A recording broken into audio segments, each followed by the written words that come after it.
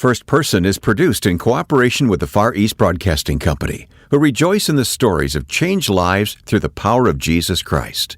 Learn more at FEBC.org. Just because you're tired, you give up when you're finished. And there's still a lot more to do. There's still a lot more countries where there are literally thousands and thousands of children living on the streets. And more, the passion in my heart grows for those children.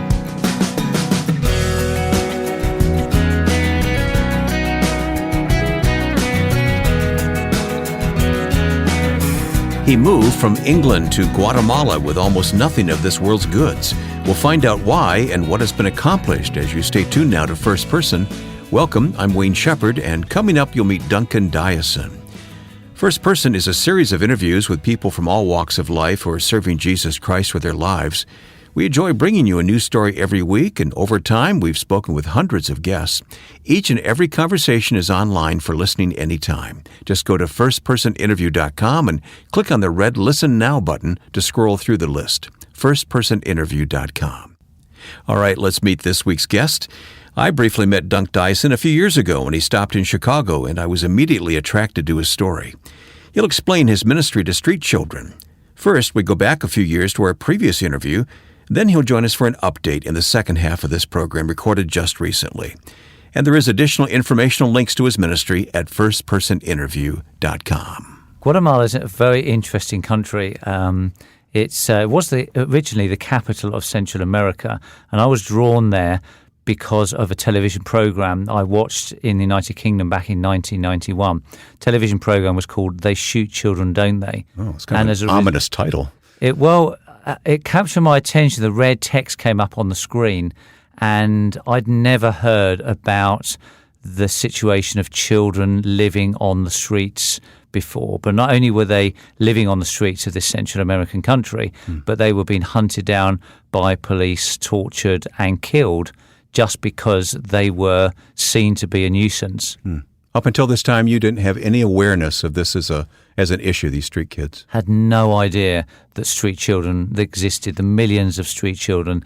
There were over, according to UNICEF then, there was over 100 million children living on the streets of cities all over the world. And to hear the statistics of 5,000 street children living in this very small Central American country, Guatemala, was quite shocking, but then harrowing to watch this documentary unfold and to see the children and how they were living and how they were being literally just hunted down, just like vermin. Yeah, but you watch this television program. How do you know what to do next? I mean, you had a heart to do something. What did you do? Well, I didn't really know what to do next because I was in shock, really. But then I started to investigate the organisation that I'd seen on the television at the time. And also I bought a couple of books about street children and started reading. And I was really challenged by the plight of the children, but also to see how this organisation was trying to help them in all sorts of ways, providing them homes, offering them protection, offering them services on the streets to try and keep them alive and keep them safe. Mm-hmm. And you feel that God was the one who was prompting your heart to follow this thread? Well, I knew very clearly at the time that something was happening within me. It wasn't until I went back and just spent some time praying about this and then went to meet my minister. And I had a very good relationship with him. At that time, I'd been working with him for 4 years as his youth pastor. We'd got on really well, almost like really good friends. He still comes and visits me now. And he was chatting with me, and I said to him, look, I've got to tell you something that's really close on my heart. I saw this program, and I told him about the program, and he said, I saw that program as well. Wasn't it horrific? And I said, well, I really feel, and this was the hard bit, I really feel a tug to go and to get involved. And he was just silent. I'm thinking, oh my goodness, he's going to be really angry with me. And he said, isn't that amazing? He said, because after I watched that program, God just said to me, as I was praying with my wife that night, he said, God's told me that Duncan's going to come to you. No way. And he is going to be called to this ministry. And so you are called to serve him. And he told me this, and I almost broke down in tears. And so he said, what I want you to do is go back home and find out how much a flight is to Central America. We'd love to send you there as a church just to see, just for a couple of weeks, to see the organization, to see what's happening. And that just started a whole chain of quite miraculous events that led to the place where I am now, living in Guatemala. And you didn't have all this support in the world behind you. You just went, I think you told me, yourself in a backpack, went to Guatemala City. I had nothing. We had no money at all. And so moving there I'd made contact with this organization, Casa Alianza. They'd invited me for this 2-week tour. I went with a friend of mine from church who'd also seen the program. And when I went round to him, I was saying to him, this is what I'd like to do. I'd love to go out to Guatemala. And he said that he was praying for me that night of that television program. And he said, as I was praying for you, God said, get yourself ready to support Duncan. That is powerful. And so he said, what I want to try to do is if you're going to go out to Central America and live there, I want to be the one that raises the money for you. And so he committed himself to raise the money. The church got behind me, and it was incredible. And so when I got there, after all these, these are just a couple of miraculous things, but so many things happen. I thought incredible things are going to be happening now, because God has really called me. Okay, that was how many years ago? That was 27 years ago. 27 years ago. So after all these years, and we'll talk about all that's gone on in those intervening years, but after all these years to look back on that is a clear, compelling call from God in your life. I knew it was a very clear call. What I didn't realize is the pain that was going to go along with it. Ah, okay. So when you go to Guatemala City, what did you find? So I got to Guatemala City and I started working with this organization. They were not the people who were directing the organization were very keen, but the people on the streets were not keen for me to work with them at all. They made it very clear right from the beginning they did not want me to be involved in the organization. They refused me entry to the premises to begin with. And then eventually when they spoke to the directors and they said, no, this is a volunteer. We want you to work with him. And they took me on the streets and they put me through almost like an initiation process. I didn't realize that some of the things that were happening to me, like the machete that one of the teenagers put on my throat and pressed it in hard. And he said, if you ever come back again, I will kill you. And I didn't realize it was one of the workers that was behind that. That didn't come from him, but it came from one of the workers that I was supposed to work with. So there were difficult times. I was expecting amazing things to happen, but amazing things didn't happen. Well, what kept you there? What kept you from going back home and say, okay, that's it? Well, it was difficult. The first year was the hardest year of my life, I think, because we were burying so many children. I was seeing so much hurt and pain and torture and death. You're having to deal with these things, violence on a daily basis, threats against your own life. And I'm thinking, why am I here? What is it that I'm doing here? And I just had to, because the call was so clear and it was so strong, that's what held me there. That because God has called you to do something, it doesn't mean it's going to be easy. And sometimes I know I had this image that it would be really easy, but it wasn't. It was really difficult. But I stuck at it, and because I knew that God had called me to a country. And when I prayed about it one day, these words just came into my head, whether they were from God or not. I really believe they were, but it was that God was going to use Guatemala as an example, as a blessing to the nations of what He could do. So here was a country, 36 years of civil war. This was a country that was in massive amounts of poverty, with all the things that were happening on the streets. And who would have thought that God could take that country, take that nation, and change it around to be the blessing that it is now to so many nations around the world? What are the problems that you encounter on the street with kids? So what we were finding is the most distressing was seeing children dying on the streets, but also seeing children as young as 5 been enticed into street gangs of other children and been shown how to abuse drugs, how to solvents, how to get involved in prostitution. The gang becomes their family? The gang becomes their family, and very quickly they're initiated into that family and all the things that go along with being part of that gang. That portion of our interview was recorded a few years ago, but in a moment we'll get an update from Guatemala with Dunc Dyason.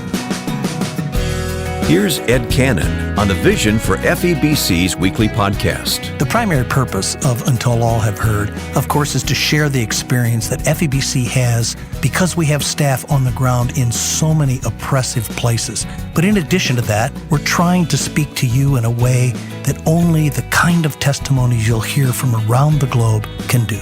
Discover how the gospel is making a difference around the world. Search for Until All Have Heard on your favorite podcast platform, or hear it online at febc.org.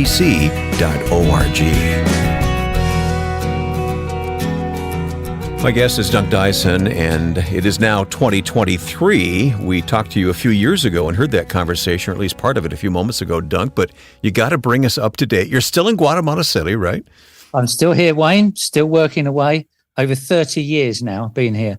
Wow, is that right? It's got to be something to look back on those years and just see how God has led you all that way. It's been an incredible journey. It really has. Yeah. Well, bring us up to date. What's it been like the last 4 years? Well, the last 4 years, I think the last three have been particularly dominated by what has happened globally and the pandemic.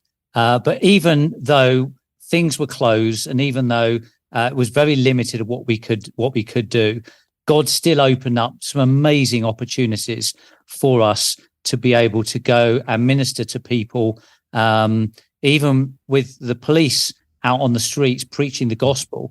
And it's been incredible what God has done here, both in Guatemala and through the ministry over these what has been some really difficult years.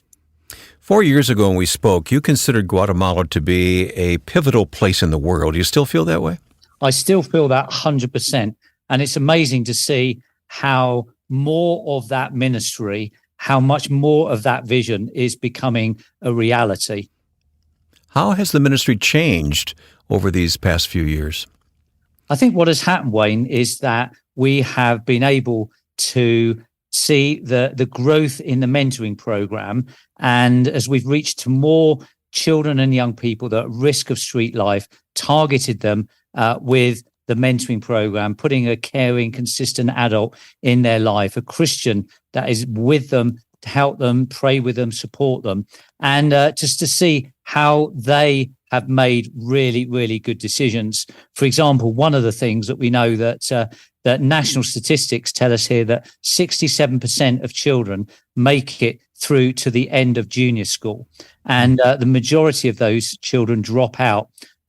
Whereas those that go into the mentoring program, that number rises to 98% of children that make it through to junior school, but also 98% then go on to secondary school and to college as a result of being in the mentoring program. And so we are amazingly excited by all that God is doing in helping us buck the trend here. Yeah. Well, who are the mentors? So mentors are local Christian people from local churches here. They're all volunteers. We've got 38 of them now, hoping to grow the mentoring program in the next year or two. Now people are less fearful about coming out.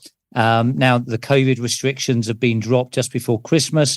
And so we're able to now start a new recruiting campaign, which we did last week, actually. So we're excited to see that a lot of people want to come and be involved in this project. And you're mentoring the mentors, in other words, right? So spending a lot of my time now, doing that and trying to reduce my contact time with children each year, which is because not that I don't like children, but I think my gifts maybe and talents could be used a lot more helping many, many others do the work that I've been doing. Yeah. When you first went there, of course, it was to minister to street kids. Are there still kids living on the streets in this day and age? In Guatemala City, we 5 years ago got that number down to zero from 5,000 when I first moved there 30 years ago to zero. And since then, we've had no more new children living on the streets. Guatemala is one of the first countries in Latin America where we're able to achieve that. Following that will be in Honduras, and we're looking to see how we can help other countries as well get their street child populations down to zero. Yeah, I was going to ask you if it's spreading around Central America at all. Sounds like it is. So that's very exciting in and of itself, isn't it? So yes, wonderful. And the facilities you have now, this is like an after-school mentoring program, or how does it work? Tell me about that. Yeah, well, we've managed to get a donation of another mentoring centre since we last spoke. So we now have 2 mentoring centres, one particularly geared to young people 13 plus. And we've also got a protection home that we've had to open up to offer short-term protection and care for children and families at risk. But the mentoring centres is a really caring place where children can come. It's a safe place where they can come, where they've been working on the streets or whether they come from these gang-controlled areas, and we bring them into the mentoring centre. The last 2 years, because the national schools have been closed, we decided, and it was a real step of faith, that we would educate all the 65 children in our program here. Oh my goodness. Guatemala City. And so we took on that role of the government of educating all these kids, and only 2 dropped out of the program throughout the whole year. And one of those is because they migrated north to the United States. So we're very pleased with their school results, 25% on average more than the national trend. And then now the children are going back into the national school system. And so our centres are turning back into mentoring centres rather than schools. And this is all gospel-centered. It's the love of Christ that compels you to do this. It is the love of Christ. And it's amazing to see what God is doing in changing the lives of these kids and how they are so excited now. We've got more and more of our older young people who are now 17, 18, who are at that point where they now want to travel, that they want to tell others about what God has done in their lives. And next month, our first missionary will be leaving Guatemala. He's 19. He was an 11-year-old boy living on the rubbish dump when I found him. And what God has done in his life is nothing short of an absolute miracle. And then he's going to England in late February this year to have an interview for a youth organisation who would like to train him to be a youth worker. That's an amazing story. I'm almost stunned and don't know how to respond to that, because that's what you are all about, isn't it? That story is in composite what you're doing. I think it's incredible. It's incredible what God is doing in the lives of these kids. One of the kids that I was speaking to recently, she was asked to talk to a group of visiting visitors from the United States, and she started giving her testimony about how from the age of 5, 6, she was horrendously abused, lots of sexual abuse in her life, how her family told her that she would come to nothing. And she said, I had in my heart that I would go on to be a doctor, something I've always wanted to do since I was a young child. And she said, I know that this is what God has put in my heart. When she was 11, she was forced to work in one of these bars here in a really seedy area, Guatemala City, where she was late at night working in these bars in this skimpy dress, dancing for these drunk men who were given money to reveal more and more. But fortunately, she's been rescued from that. And that desire to be a doctor has not changed. And just before December last year, I took her to a college because her school grades was just so incredible. And she said, why are you bringing me here? And I showed her this was a college that trains doctors. And she's there now. She was there this morning. She'll be there tomorrow. And I've got this great photo of her with a huge smile on her face, with a stethoscope, with all her school books. She's got a uniform that she has to wear. And then 2 years later, she will be, in 2 years' time, she'll be going on to university to train to be a medical doctor. She wants to be a pediatrician and serve God in that way. Could you have imagined this 30 years ago when you set out on this journey? There's no way I would imagine all the stories that I wish I could be here for hours telling you stories of how lives have been transformed. But it's what God does, Wayne. Yeah. It really is what God does. And it's incredible that he allows us to be part of that. You arrived in that country with a backpack, as I recall. Not even knowing the language, and 30 years later, looking back on how God continues to use you and others there, it's quite exciting. But it's not all great news. This is a sad day for you, and I understand that. And thank you for taking time to talk to us, because you got some bad news today, didn't you? Well, one of the girls that, she's a young lady I've known for many, many years. She's one of the last adults that I knew as a child living on the streets here. There's only 3 of them left from those early days. Erica always had a huge smile on her face.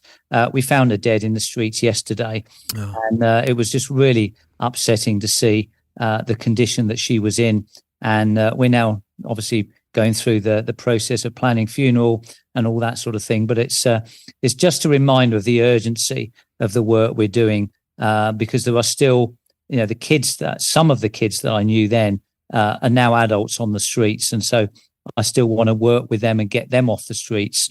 But despite the setbacks, despite the sadness, we've got to remain focused on why we are here and what God has called us to do. Yeah. So without a family, it falls to you to plan the funeral even. Yeah, we have to do everything. We have to, sometimes we have to be the people that pick up the body and take the body away. But we're now trying to get the body released from the morgue. We have to find somebody, anybody that's got the same surname as her, that can come with us and we can claim her body.